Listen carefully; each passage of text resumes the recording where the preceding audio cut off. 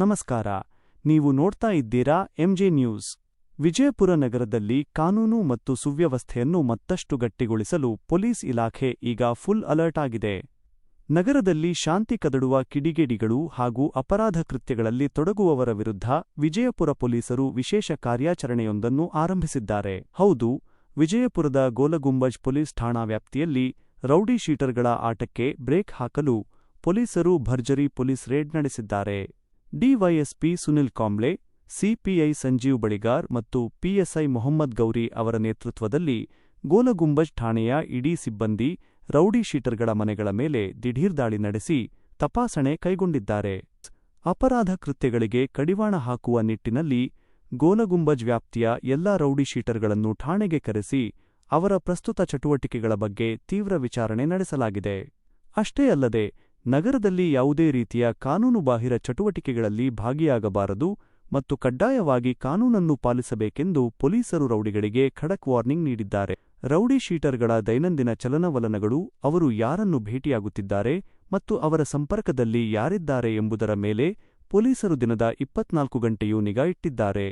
ನಗರದ ಶಾಂತಿ ಮತ್ತು ಸಾರ್ವಜನಿಕರ ಸುರಕ್ಷತೆಗೆ ಧಕ್ಕೆ ತರುವ ಯಾರೇ ಆಗಿರಲಿ, ಅವರ ವಿರುದ್ಧ ಮುಂದಿನ ದಿನಗಳಲ್ಲೂ ಇದೇ ರೀತಿಯ ಕಠಿಣ ಕ್ರಮ ಮುಂದುವರಿಯುತ್ತದೆ ಎಂದು ವಿಜಯಪುರ ಪೊಲೀಸ್ ಅಧಿಕಾರಿಗಳು ಎಚ್ಚರಿಸಿದ್ದಾರೆ. ನಲ್ಲಿ ವಿಜಯಪುರ ಪೊಲೀಸರ ಈ ದಿಢೀರ್ ಆಪರೇಷನ್ನಿಂದಾಗಿ ನಗರದ ಅಪರಾಧಿಗಳು ಮತ್ತು ಕಿಡಿಗೇಡಿಗಳ ಎದೆಯಲ್ಲಿ ನಡುಕ ಶುರುವಾಗಿರುವುದಂತೂ ನಿಜ.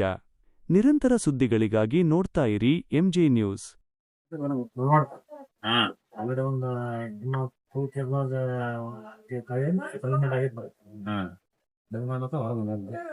ಈಗ ಇಂತಾಗಿ ನಿಯಮದಲ್ಲಿ ಬೆಳೆಯುತ್ತಾರ ರೌಡಿ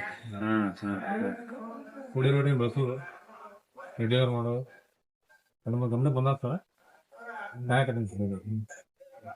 ಬಂಡಾರ ಸರ್ ಇನ್ನ ಬಂಡಾರ ಆಗಿಲ್ಲ.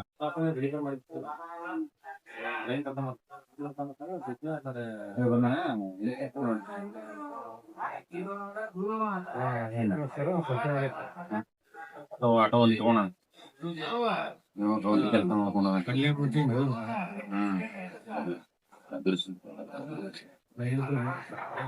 ಇವನು ಎಷ್ಟು ಮಂದಿಗೆ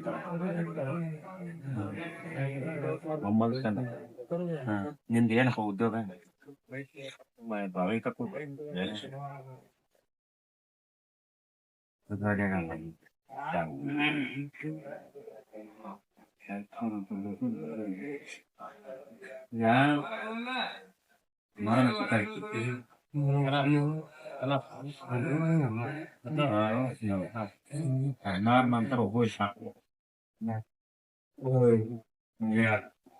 ನಂತರ ನಂತರ ಈಗ ಹೊಟ್ಟೆ ಕಾಣ್ತದೆ.